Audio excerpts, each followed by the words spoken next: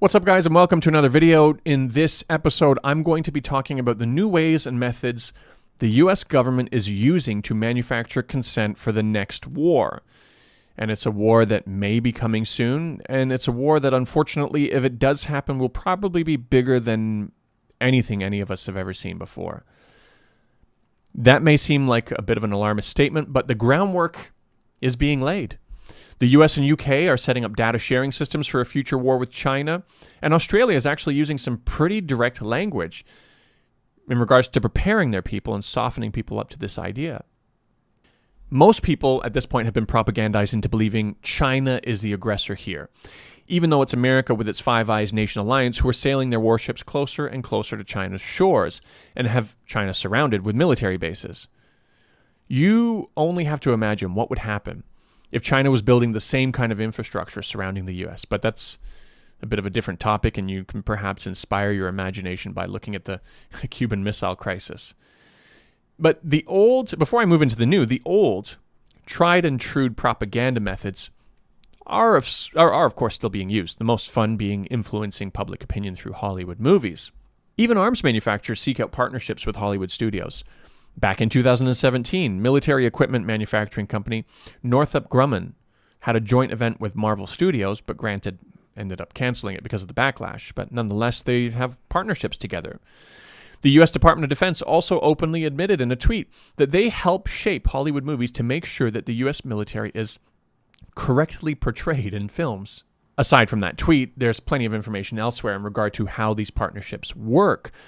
They're designed to whitewash American military aggressions and atrocities, past and present, to convince Americans, and the world really, that the American military is a force for good in this world, trying to dilute the influence of the terrible things they continually do and the terrible images you can uncover of what they've done, and the fact that they punish anyone who tries to dig a bit deeper, whether it be persecuting Julian Assange, Daniel Hale, or simply sanctioning the International Criminal Court members and their families when they even start thinking about looking into American war crimes in Afghanistan, for example. I'm going to now play a 2-minute excerpt from a video by XPLRD with Simon Whistler. He goes into a little bit more detail about how the relationship between the Department of Defense and Hollywood works. I recommend checking out the full video. I'll leave the link in the description, and you can head over there, check it out, let them know I sent you. But let's take a look at this excerpt that I've taken out for you. Have you ever seen the 1984 American movie Top Gun? Less than a decade after the Vietnam War, the US government hoped it would restore the American military's positive image throughout the country. In fact, the US Department of Defense worked directly with the film's producer, Jerry Bruckheimer, hoping that the movie would attract new recruits to the Navy. In return, Bruckheimer and co. got actual military equipment to make their sets as realistic as possible. Believe it or not, this type of partnership has been going on for nearly a century. Blockbusters like Apollo 13, Iron Man, and Transformers were partially shaped by the hand of the American government. Along with every branch of the US military, the CIA and FBI have also dedicated liaisons to Hollywood. These liaisons seduce the film's creators to ensure that the movie reflects them in a positive light. In some circumstances, the military has the power to cut entire scenes in exchange for priceless intel and equipment. Altogether, the result has been highly effective propaganda, making the US government look heroic and powerful. Whenever a studio began production of a new war film, they called their local military rep. Not until 2017 did the numbers become clear. Since the production of Wings in 1927, the Department of Defense has had its hand in more than 800 movies and 1,100 television shows. But this begs the question, what exactly did this involvement entail? For a long time, it was believed that the relationship was apolitical. The studio allowed military officials to request script changes in exchange for advice, permission to use locations and equipment like aircraft carriers. Sometimes the changes were limited, and other times quite extensive. For the 2003 movie Hulk, it was the latter.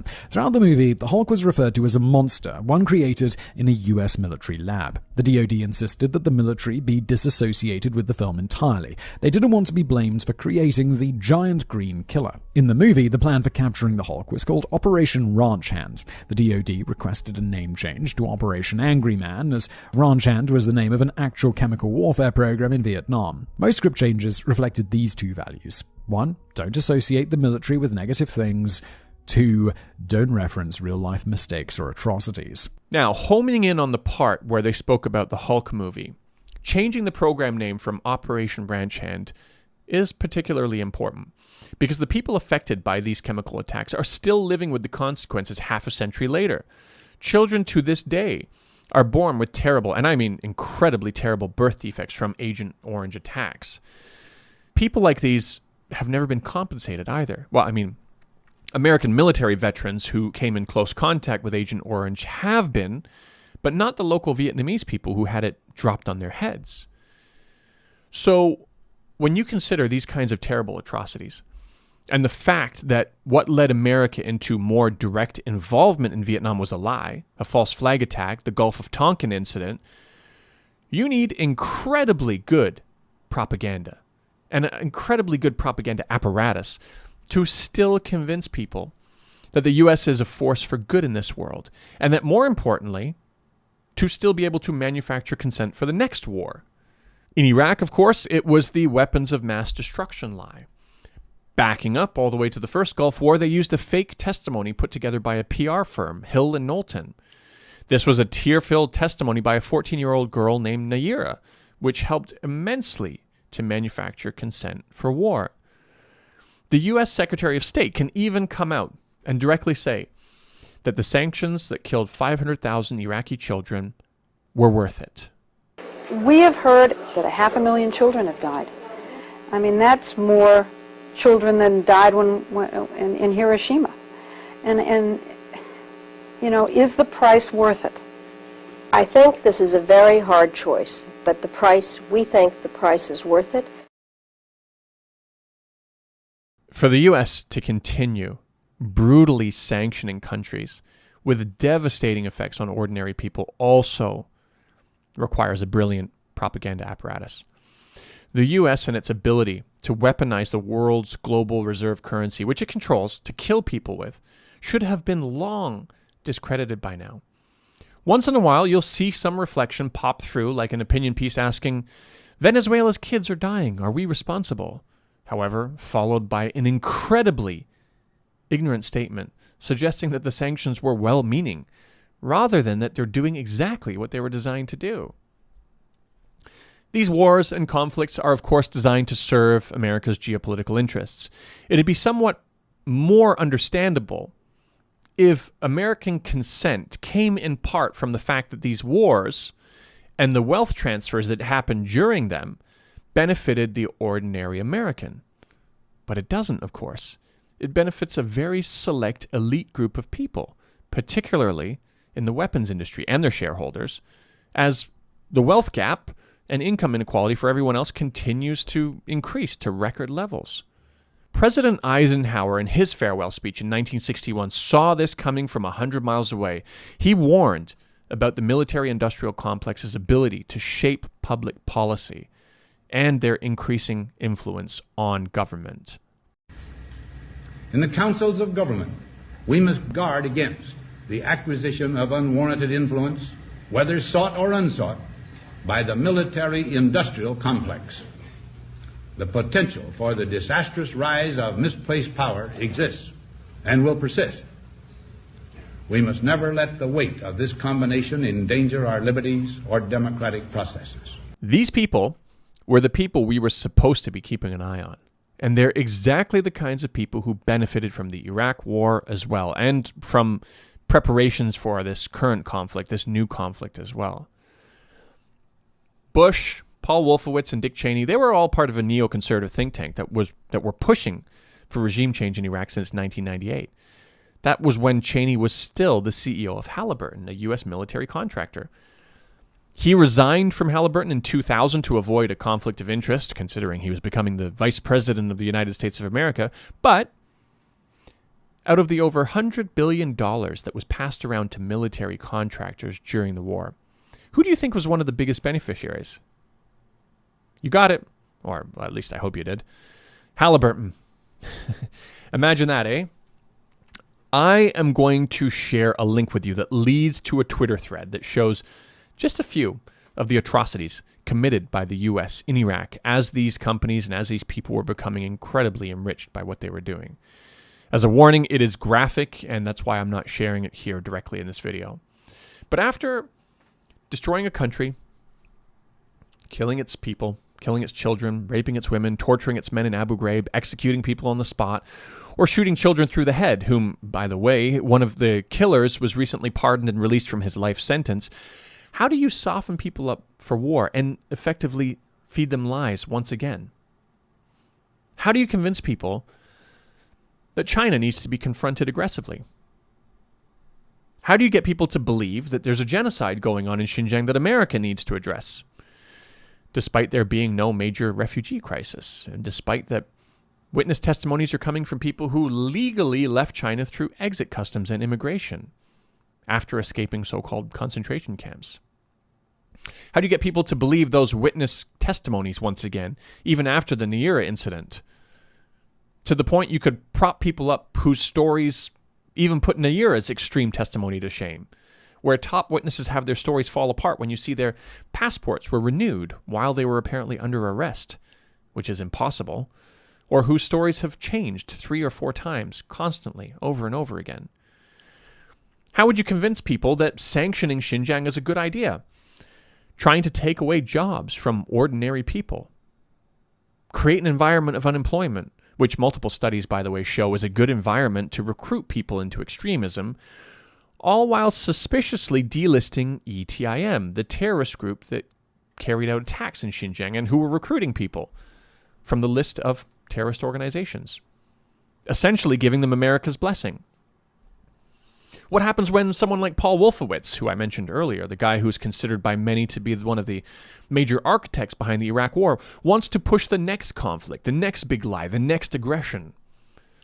If he just came out simply as a spokesperson by himself, that would be absolutely ridiculous. Why would we listen to this guy again? But what if he really did want to get involved? I mean, well, mainstream media is already doing his work. You know, they're already on board. Literal ex-CIA staffers are being hired by news agencies like Reuters, who openly admit their roles will help to meet the desperate needs of the U.S. government. But on another hand, a lot of young folks are losing trust in mainstream media. So what do? Well, I'd imagine Wolfowitz would go to where the young crowds are going these days, places like YouTube, social media. The obvious thing to do would be to look for a young, ambitious YouTuber to pass the war consent manufacturing torch over to in order to pave the way for America's next set of atrocities and lies. Well, that's exactly what he's done here, folks. I am going to do a little bit of a deep dive on the particular guy he's chosen to boost so that you can kind of keep an eye out for this kind of stuff, to look out for when more YouTube propagandists have been deployed, and also to look at how ridiculous these people are who are being propped up as the new propagandists. So he's found a guy, a YouTuber named Matthew Tai, who goes by the account name Lawai86. I've spoken about him on my channel before. And he put him in his article, propping him up as a reliable source of information, bringing attention to his work, and actually even remarkably putting a direct link in his article to Lawai86's YouTube channel. And he writes, "Consider the China vlogger Matthew Tai, or Lawai86, who speaks with the refreshing directness of one who was initially swept up in the excitement of China's economic boom, only to find a ubiquitous system of deceit, moral bankruptcy, and malign intent flowing from the CCP." That's interesting. I like how he uses what a lot of people call a logical fallacy, which is a statement of conversion, where somebody saw the light and they moved to a new position, which by nature immediately indicates that their previous position must have been wrong. But keep in mind, these people, of course, will never prop up somebody who thought China was bad before and has a different idea now. But it was interesting to see how they were using that emotional grab on people. But onto this article in particular. This was an article designed to promote the idea that the pandemic came from and originated in a Wuhan lab. Now, this is interesting because previously, Matthew Tai had helped create or agreed to produce a video containing a number of outright lies, misinformation, and out-of-context information about the virus. These lies were shared and used between his video and White House officials during the Trump administration. There's a couple of really great videos by a YouTuber and an ex-investigative journalist. He goes by the name Potholer54 on YouTube. And he debunks Matt's claims and shows exactly what kinds of deceit he deployed and where he lied. I'll share those 2 videos in the description, but for now I will play a 1-minute excerpt so you can get a general idea of what's going on here. To those who haven't seen the video, I looked at various claims that were going viral at the time, like the mysterious intern who supposedly had been infected in a Wuhan lab. That one went all the way up to a White House press briefing. An intern was infected, who later infected her boyfriend, and then went to the wet market in Wuhan, where it began to spread. When I fact-checked that, it turned out to be based on a YouTube video claiming to have found the source of the coronavirus. There was no evidence presented, except that the intern had no photo on one of the lab's website pages. That video, which got over 2 million hits, was also the source of other widespread myths. I showed how it had mixed up 2 different research institutes and was at the end of a trail of misquotes and deliberate misrepresentations that started with a Chinese professor, Xiao Butao.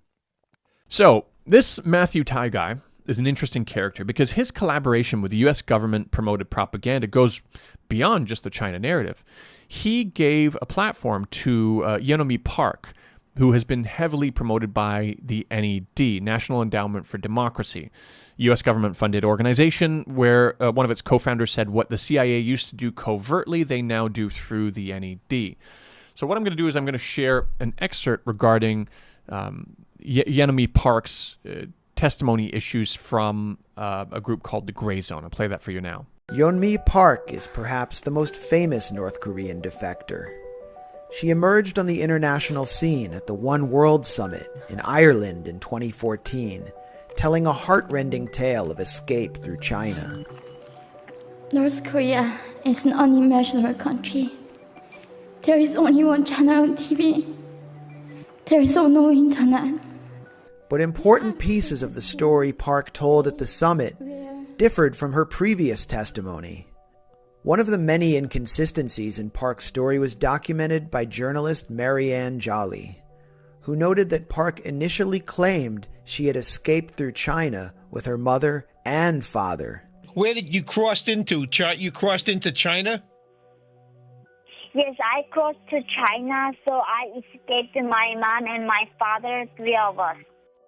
But at the One World Summit, Park claimed that she trekked through China with only her mother, who she said was raped by a Chinese broker, adding an entirely new and extremely dramatic piece to her narrative.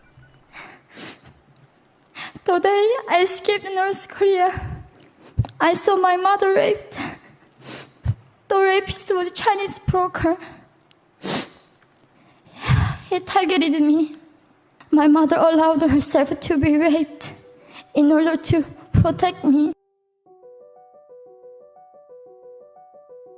All along, Park was profiting from her fame, earning $12,000 and up for speeches, and receiving critical backing from a libertarian political network that included the for-profit Freedom Factory and the Atlas Foundation.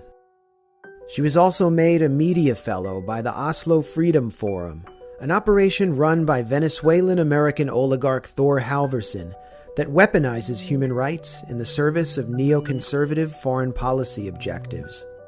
Park played a key role in Halvorsen's Hack Them Back campaign, which aimed to disrupt peace talks between North and South Korea. All right, so that video is a little bit out of date. There's so much more that has unfolded since then. There's far more ridiculous twists and turns that have been added to her story. But this video still gives you a general idea of what's going on. And it comes with an important side note of highlighting that witnesses get paid for testimony. And there's a bigger subject to discuss here in regards to how many millions of dollars the U.S. government's NED has also poured into anti-China Uyghur groups. But that will get a little bit too far off topic for this video. So to bring this back into some more relevant China and Xinjiang related stuff, Matthew Tai was actually caught fabricating a Douyin video, a Chinese TikTok video, to include emojis which were overlaid, and he said it was a secret code. Here's an excerpt from that video. Uyghur people in Xinjiang, which is in western China, are using a secret code to show the true horrors that they face under the Chinese government's surveillance state. In 2018, one of the children and her husband was taken away from her.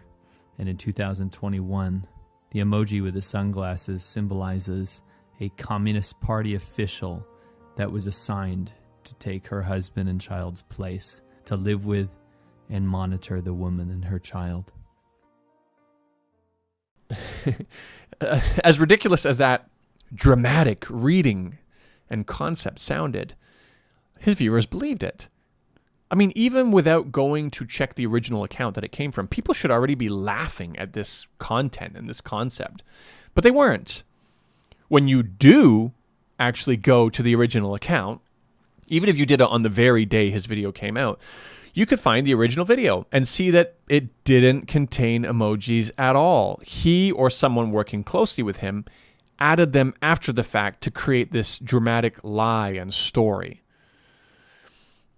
I'm going to back this up a bit right now to the criminally cruel sanctions. When talking about this topic, I want to give you a little bit of a deeper understanding about how the concept of sanctions work. So here is an excerpt from an Abby Martin Empire Files video. Sanctions hurt the most vulnerable, and by design. That's why they intentionally target medicine, clean water, and access to food. The logic of sanctions is, if you kill and starve enough innocent civilians, they'll blame their own government and rise up and overthrow them so American forces don't have to waste any blood doing so. Their genocidal impact cannot be overstated. Looking at Iraq alone, U.S. sanctions in the 90s that blockaded medicine from the country killed 500,000 Iraqi babies. That's the true face of sanctions. Okay, so the logic of sanctions is that if you kill and starve enough people, they'll rise up and blame their own government. This is quite interesting because Matthew Tai, across the board, he speaks in a very similar way to this kind of stuff. Have a listen to what he said during the early stages of the pandemic in China, when we weren't sure where this was going or how well China would cope with it. But we'll see. I mean, we'll see. My hope is that this does, because the only way that the government in China is going to change is if there's actual economic fallout from this whole scenario. There has to be a situation where Chinese people on the ground they don't have the same standard of life that they've just gotten used to fairly recently, and start questioning why that is, The only way the government is going to change is if there's economic fallout. Basically, if the government stops being able to provide for its people. These aren't the hopes and wishes of a normal person here. People don't hope for suffering like this. He also goes on to say there has to be a situation where Chinese people on the ground don't have the same standard of life they've just gotten used to fairly recently. For context, China completed one of the most epic and biggest poverty alleviation programs in the history of our planet, pulling hundreds of millions of people out of extreme poverty. Matt hopes that this progress is undone and that ordinary people on the ground, at ground level, fall back into poverty so that regime change can take place in China. This cruel and unusual logic is U.S. State Department philosophy he's completely synchronized with here. But he gets quite a bit more nefarious than just this, though. There's a real concern that the U.S. wants to mobilize the terrorist group ETIM against China to both attack Belt and Road infrastructure outside of China and to revitalize terrorism and recruitment in Xinjiang. Pushing people back into poverty is also key for this to work. As mentioned before, poverty creates an ideal environment for extremist recruitment activities. America has a history of supporting terrorism to achieve its geopolitical goals. To only mention a couple, this ranges from relying on the Mujahideen to fight the Soviet Union to John Kerry's leaked admission that him and the Obama administration wanted to utilize ISIS to take down Assad in Syria, a group that is terrorizing the country, publicly beheading people in the streets, and perhaps more relevant to our topic, training Uyghur children to become terrorists in camps that they built and set up for them. Getting into where this gets serious in terms of Matthew Tai's involvement, he's given a platform to Arslan Hidayat and boosted his claims, seemingly trying to legitimize him. He has collaborated with him a few times, actually. And to give you an idea of who this guy is, he is a self-described extremist, and in his video, accompanying a tweet saying that his goal was to become a better extremist in the new year, he prayed for Allah to destroy the families of Chinese public servants. In a conversation with Carl Za, he said that in an independent East Turkestan, after Xinjiang is separated from China, Chinese people might be allowed to stay if they bowed down to the Uyghur Authority, but he wouldn't want to give them any voting rights. He also suggested that there are, of course, other Uyghurs out there who are suggesting a more aggressive final solution, hinting at, of course, violence and extermination, adding that he didn't really support this, though. However, in a follow-up conversation with me, Arslan admitted that he saw no problem with an ETIM terrorist saying that he'd return to Xinjiang to kill Chinese people. And he said that he'd even support the idea of ethnically cleansing the lands of even Mongolian people who have been living in Xinjiang, north of the Tian Shan Mountains, longer than even the Uyghurs have. By Matthew aligning with extremists like this, it sends a clear message about what he's about, how low he's willing to go, and what he'd like to accomplish here. The people who speak like this, who speak like Arslan, have been responsible for thousands of terrorist attacks in China. And it's worth noting, not only targeting Han Chinese, but non-religious Uyghurs and or moderate Muslim Uyghurs who are considered infidels, who don't live exactly according to their interpretation of Islam, their more extreme interpretation. Or even imams who condemned these kinds of extremists were killed as well. If this wasn't enough to really drive home the point about how ordinary YouTubers will be the face of new war and atrocity consent manufacturing propaganda for America, it gets better. Matthew Tai was recently propped up by literally the CIA's propaganda arm, USAGM. I've spoken about USAGM on my channel before, but to give you a brief overview, USAGM is the organization that Radio Free Asia, Radio Free Europe, Voice of America, and a number of other U.S. government media outlets belong to. In 1977, the New York Times wrote an in-depth article about how this was part of a worldwide propaganda network set up by the CIA. As recently as last year, Congressman Brad Sherman referred to it as a Cold War tool cheaper than using the military. Anyone who's taken even a brief look at USAGM will realize that even just only looking at their own words alone, that this is a CIA front representing American geopolitical interests by producing pro-Washington propaganda. It's psychological warfare. It's a project undertaken by the CIA, and they even brag that it became the longest-running successful covert action campaign ever mounted by the U.S. USAGM clearly states that its first goal is to be consistent with the broad foreign policy objectives of the United States. American foreign policy is incredibly sinister, and I've covered this previously. I won't go down that rabbit hole now. But if you already know this, or eventually figure that out on your own, exactly what kind of harmful actions American foreign policy entails, keep in mind that that's exactly what USAGM is designed to support, promote, and uphold. I could recommend so many books to help you on this particular journey, but I'll simply recommend a couple of videos. One is called Global Capitalism, Rich Nations and Poor Nations by Renegade Cut, which not only covers some of the crimes of U.S. foreign policy, but it digs into why they do it. And a video called The CIA is a Terrorist Organization by Second Thought. That video, interestingly, actually had its share button disabled by YouTube. But continuing on to USAGM, an outlet like this, with the kinds of resources and the kinds of funds they're working with, absolutely would have known about Matt's pathological lying. They would have done their research on Matt well before propping him up like this, to this extent. On his Voice of America special, where they also clearly promote and push his YouTube channel link to their, and push it to their million-plus audience, selling this guy as a great new reputable source of information, they even repeated his story of barely escaping China in 2018. They would have been fully aware that this was a fabricated story as well. Matthew Tai said that in 2018, the Traffic Police, the Public Security Bureau, the People's Liberation Army, and another secret government agency he'd rather not mention were all looking for him.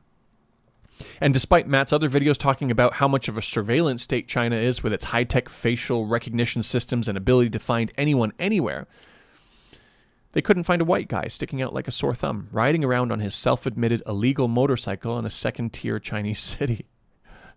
And exactly where was he hiding out? Was it a secret, undisclosed location or a cave somewhere? No, he was at home. I mean, immediately at this point, any media outlet with even a basic commitment to the idea of honesty, integrity, and accuracy or even just pretending to care about these things would have thrown this story out already. But it gets better. How did he escape China? Was it a speedboat across to Hong Kong or Taiwan? Maybe it was through the mountains in southern China through to Southeast Asia. No, he exited legally through China Exit Customs and Immigration in Shenzhen and was stamped out on his passport, even though a number of governmental bodies were looking for him, including the People's Liberation Army. I mean, at this point, no one, I'm assuming that no one listening to this now would ever imagine that this story is going to get even more spectacular than this. But it does. After escaping China in 2019, 2019, he fires his camera back up and he was back in China, casually, happily talking to his audience about how he had returned to sell his apartment in China.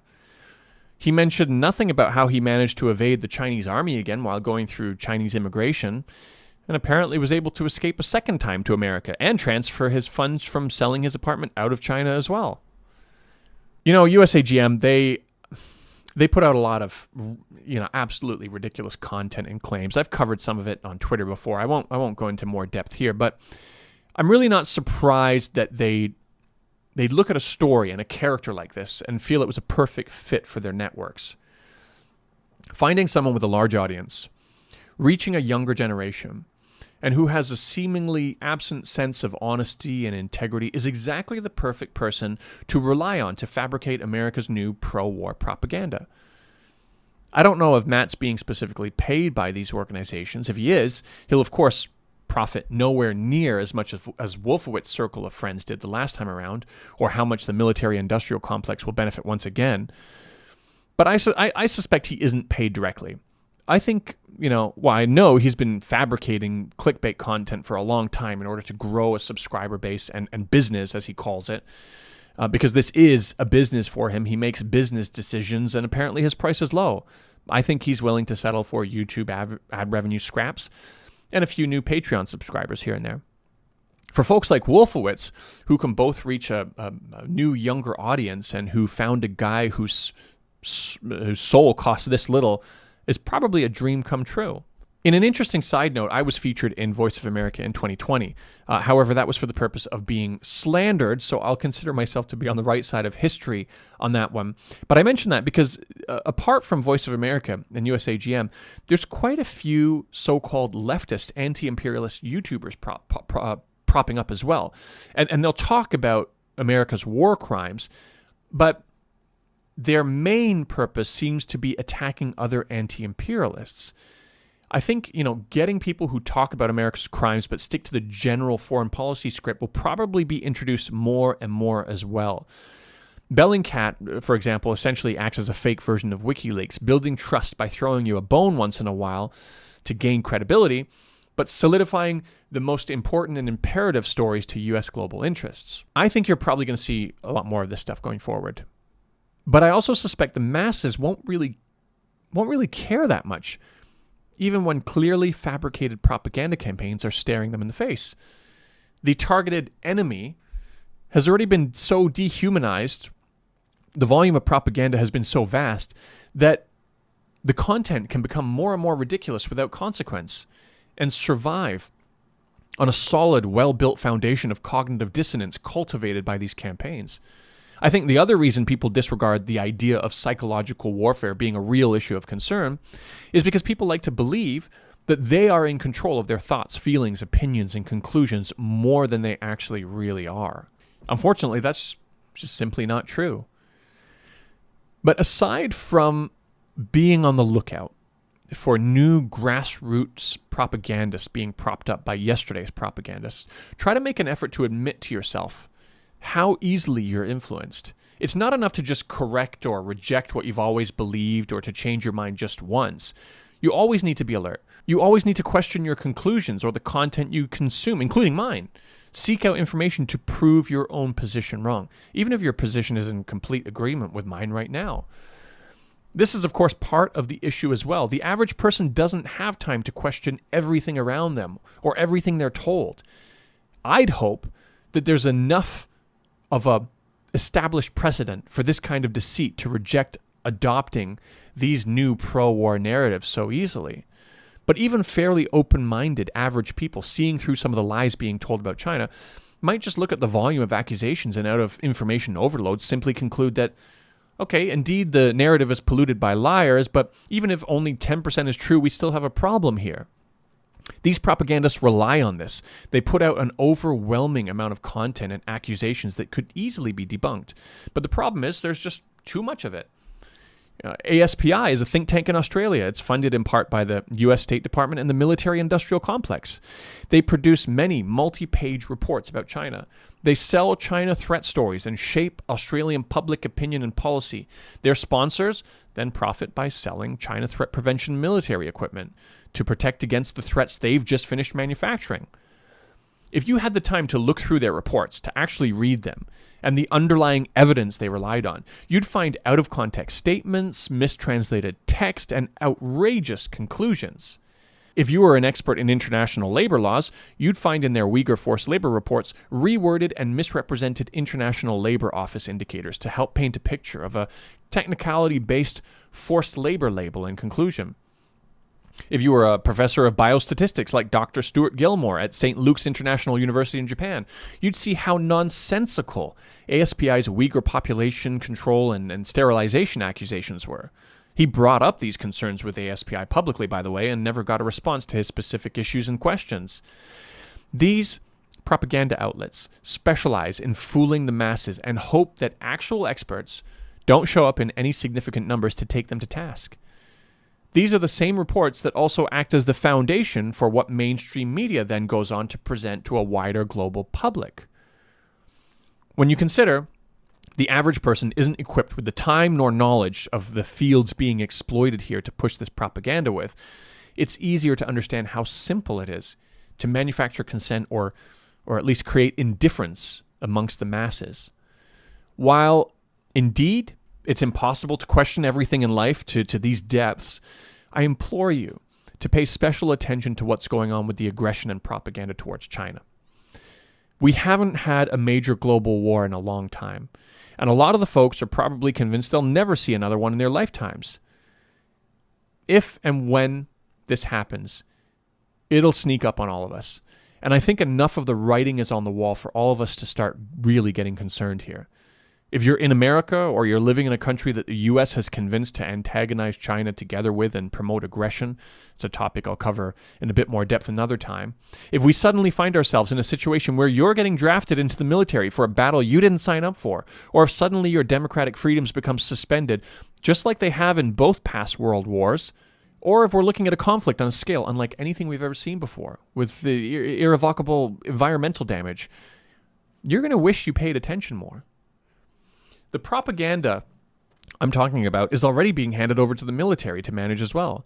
The Biden administration has looked to extend the PSYOP operations that were handed over to the military by the Trump administration to manage. And it's described as gray area military operations that fall just short of all-out war. But it's certainly a tool that will bring us closer to one. This video has been long enough, so I'm going to wrap it up.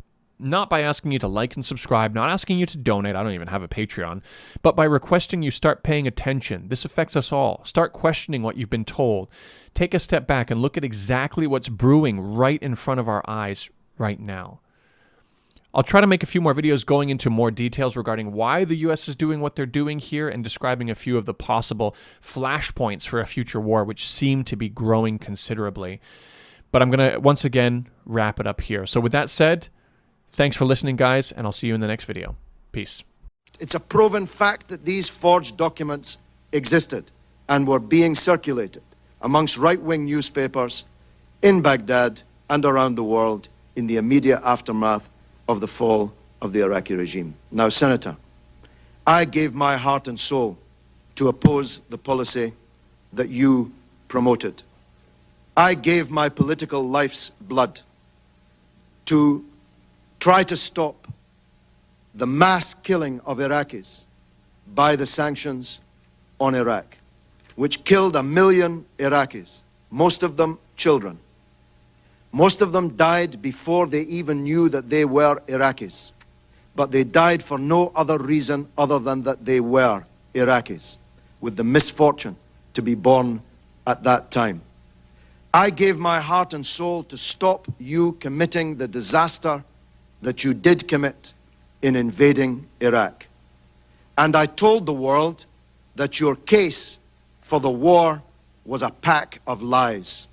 I told the world that Iraq, contrary to your claims, did not have weapons of mass destruction. I told the world, contrary to your claims, that Iraq had no connection to Al-Qaeda. I told the world, contrary to your claims, that Iraq had no connection to the atrocity on 9/11/2001. I told the world, contrary to your claims, that the Iraqi people would resist a British and American invasion of their country, and that the fall of Baghdad would not be the beginning of the end, but merely the end of the beginning. Senator, in everything I said about Iraq, I turned out to be right, and you turned out to be wrong. And 100,000 people have paid with their lives. 1,600 of them American soldiers sent to their deaths on a pack of lies. 15,000 of them wounded, many of them disabled forever on a pack of lies. If the world had listened to Kofi Annan, whose dismissal you demanded, if the world had listened to President Chirac, who you want to paint as some kind of corrupt traitor, if the world had listened to me and the anti-war movement in Britain, we would not be in the disaster that we're in today. Senator, this is the mother of all smokescreens. You are trying to divert attention from the crimes that you supported, from the theft of billions of dollars of Iraq's wealth. Have a look at the real oil for food scandal. Have a look at the 14 months you were in charge of Baghdad, the first 14 months, when $8.8 billion of Iraq's wealth went missing on your watch. Have a look at Halliburton and the other American corporations that stole not only Iraq's money, but the money of the American taxpayer. Have a look at the oil that you didn't even meter, that you were shipping out of the country and selling, the proceeds of which went who knows where. Have a look at the $800 million you gave to American military commanders to hand out around the country without even counting it or weighing it. Have a look at the real scandal breaking in the newspapers today, revealed in the earlier testimony in this committee, that the biggest sanctions busters were not me or Russian politicians or French politicians. The real sanctions busters were your own companies with the connivance of your own government.